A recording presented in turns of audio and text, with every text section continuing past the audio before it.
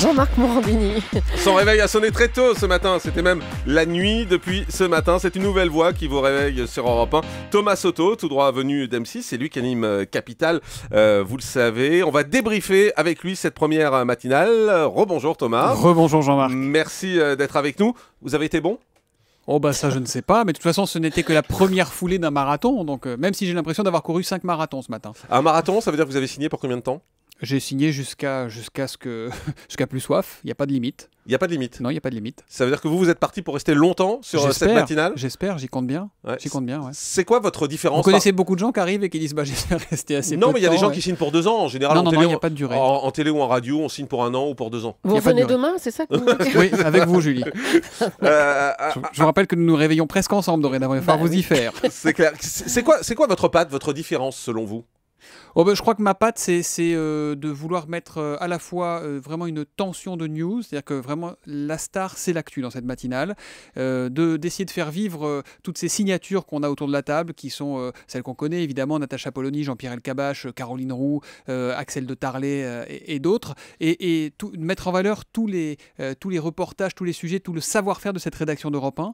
Et je dis pas ça parce que je suis là, sincèrement. Je pense que dans toutes les radios, ça doit être ça, la force première d'une maison comme Europe, c'est sa rédaction, et moi je suis là pour mettre en valeur le travail de cette rédaction. Ensuite, de tout ça, c'est une matière brute qu'il faut expliquer, décrypter, donner à débattre également, donc c'est à moi de faire monter cette sauce-là pour que, eh bien, on en ait un petit peu pour tous les goûts et à tous les moments de cette matinale de 3 heures, puisque ça commence à 6 heures. Alors justement, ça commence à 6 heures, pourquoi commencer si tôt ? Et parce que c'est bien.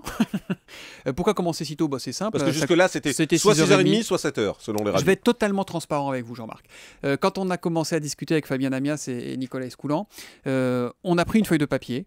On s'est dit qu'est-ce qu'on a envie de faire, qu'est-ce qu'on a envie d'entendre comme matinale. On n'avait pas de religion complètement faite sur 6h30 ou 6h. Et on s'est dit, quand on a tout mis sur le papier, bah voilà, ça tient. On a de quoi faire des choses intéressantes dès 6 heures, avec cette équipe-là, avec cette énergie-là. Voilà pourquoi on a décidé de commencer à 6 heures. Si après ça peut nous faire gagner un peu de monde, tant mieux. D'accord, ça peut être 5 heures à partir de janvier ou pas? pas? Jean-Marc, il ne vous a pas échappé en observateur attentif des médias qu'à 5 heures, il y a dorénavant Marion Calais, qui est là tous les matins. Très bien, très bonne réponse, Thomas. Quand même. Très bonne réponse. De 5 à 6. De 5 à 6, effectivement. Quelle est votre implication dans cette matinale ? Vous intervenez dans le choix des sujets ? Vous intervenez dans la façon dont la matinale est organisée ? Oui, je suis rédacteur en chef de la matinale, donc j'interviens, je vais intervenir de plus en plus dans le choix des sujets, dans la mise en musique de tout ça, évidemment, dans le choix des thèmes, des chroniques. On se parle beaucoup parce que ça ne commence pas seulement à 3h30 du matin ou 3h15 du matin quand on arrive, ça se prépare aussi en amont et c'est beaucoup de discussions, d'échanges. Et l'idée, encore une fois, c'est de tout mettre au pot commun pour réussir à sortir de la copie qui soit la plus complète et aussi la plus intéressante possible. Thomas variée. Soto, la matinale d'Europe 1, c'est quoi ? C'est Le Parisien ou c'est Le Monde ? C'est la matinale d'Europe 1, c'est ni l'un ni l'autre. C'est-à-dire que si vous prenez Le Parisien ce matin, vous regardez ce dont on a parlé, et si vous prenez Le Monde cet après-midi, vous verrez qu'il y a des choses en commun dans l'un et dans l'autre. Mais Le Monde, c'est la matinale d'Europe 1 et Le Parisien, c'est la matinale d'Europe 1 ? Non, mais c'est la question que je vous pose, justement, quand vous la concevez, parce qu'on voit bien, les unes du Monde et les unes du Parisien, c'est pas pareil, c'est pas la même cible, c'est pas le même objectif, c'est pas la même écriture non plus. Vous vous rapprochez plutôt, alors je vais le poser autrement, plutôt d'un format populaire ou plutôt d'un format haut de gamme, quand vous construisez ? Je pense qu'on peut être populaire chic et populaire plutôt haut de gamme. C'est ça la définition, populaire chic. Parce que les thèmes sont populaires, on va pas s'interdire des sujets qui sont des sujets de grand public, des sujets de société qui intéressent tout le monde. Après, c'est dans le traitement. Voilà, on va essayer d'être chic et surtout, ce qui m'apporte le plus, moi, c'est qu'on soit ultra rigoureux. Voilà, c'est ça, il faut qu'on soit rigoureux. Qu'est-ce qui fait que les gens vont venir vous écouter ? Pour ce qui concerne mes parents, c'est gagné d'avance. Je pense aussi. Qu'est-ce qui fait ? Peut-être qu'ils... D'après vous, c'est quoi ? C'est l'interview ? C'est la façon que vous avez d'interviewer les gens ? On va dire, si les gens, Soto, c'est un bon intervieweur ? Si ça peut être ça, tant mieux. Ce qui m'intéresse, c'est que les gens, en coupant leur poste de radio, se disent d'abord, je sais ce qui se passe. 2, j'ai compris ce qui se passe. Et si en plus, de par les interviews, les interventions, ça peut faire discuter le matin à la machine à café, le pari sera gagné. Vous êtes fâché avec M6 ou pas finalement ? Pas du tout. Parce qu'on sait que ça a été plutôt tendu quand même avec M6 quand vous avez annoncé votre venue hier. On avait eu le directeur de l'information ici même qui était plutôt furax contre votre décision de venir. Comment ça s'est réglé ? Ça s'est réglé très très bien. Il ne vous a pas échappé que je suis encore à l'antenne et que je serai à l'antenne pour la rentrée de la saison régulière entre guillemets d'M6 le 8 septembre. On a d'ailleurs un très bon 52 minutes qui est en préparation sur les prix bas et tout ce qui est caché derrière ces prix bas. Voilà, la face cachée des prix bas. Ma question n'était pas sur le sommaire Je sais bien, de Capital. C'était sur j'aime vous. bien ne pas répondre à vos questions. Je vois bien. Et c'était sur la façon dont s'est réglée cette tension. Ça s'est très bien passé. Moi, j'ai eu des discussions en tête-à-tête avec Nicolas de Taverneau. Vous connaissez Nicolas de Taverneau comme moi.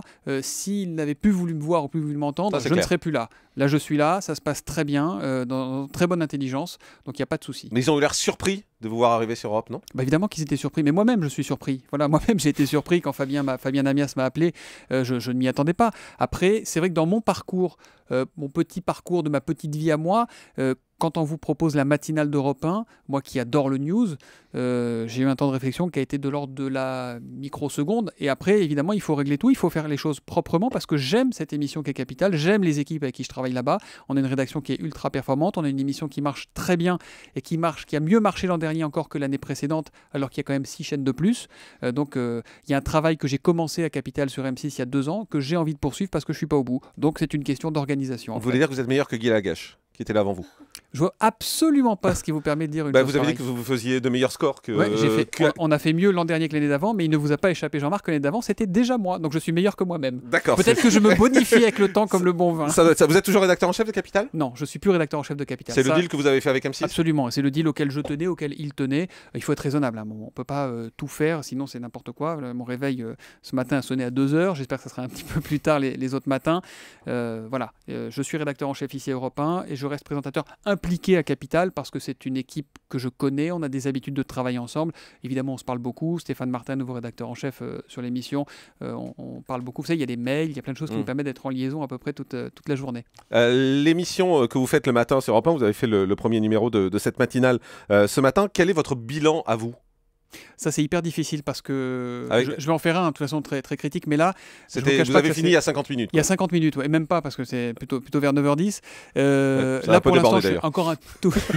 Promis, Jean-Marc, on ne vous volera pas davantage de temps la prochaine fois. C'est un peu difficile parce que là, pour tout vous dire, je suis un peu le boxeur qui sort du ring. Vous êtes KO? Un petit peu, mais c'est normal, ça me rappelle les interviews politiques que j'ai pu faire à Capital. Il y a une telle pression. Et puis là, mine de rien, c'est un peu la pression de 2 mois qui a été évacuée. Voilà, donc mon bilan, de toute façon, mon vrai bilan, je le ferai un premier dans une quinzaine de jours. Évidemment, on va en faire au quotidien avec la rédac, avec tout le monde, et puis avec toutes les oreilles extérieures qui nous font, parce que les oreilles extérieures ne font pas qu'envoyer des SMS pour dire c'est très sympa, c'est très bien.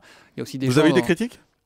Bah pas encore, mais ça va venir, laissez-moi le temps. Promis, je vous les donne. Je regarde mon portable, est-ce qu'il y a des critiques? Alors attendez. Non, mais de la part de la direction, par exemple. Pas encore, mais ça va venir. J'espère que ça va venir. Et moi, je vais en faire des critiques. Vous savez, je vais faire un truc qui est extrêmement désagréable. Je vais me réécouter tout à l'heure. C'est très dur à faire quand on fait de l'antenne. Absolument. À 7h55, il y a Daniel Cohn-Bendit qui a débarqué sur l'antenne d'Europe 1. Pourquoi ce choix? Parce que c'est un très bon choix, parce que c'est quelqu'un qui a une vision, des choses, de la politique, de la vie, de la société, qui n'est pas cloisonnée. C'est quelqu'un qui a l'esprit ouvert et qui parle avec un franc-parler absolu. Là, vous pensez que chroniqueur, c'est aujourd'hui dans la vie normale d'un politique de devenir chroniqueur? On a vu bientôt plus politique parce qu'il va pas. On a vu Roselyne Bachelot qui a fait pareil ce soir sur Canal également. On voit des politiques qui deviennent chroniqueurs. J'ai la faiblesse de penser que Daniel Cohn-Bendit est un chroniqueur d'un niveau un peu plus élevé.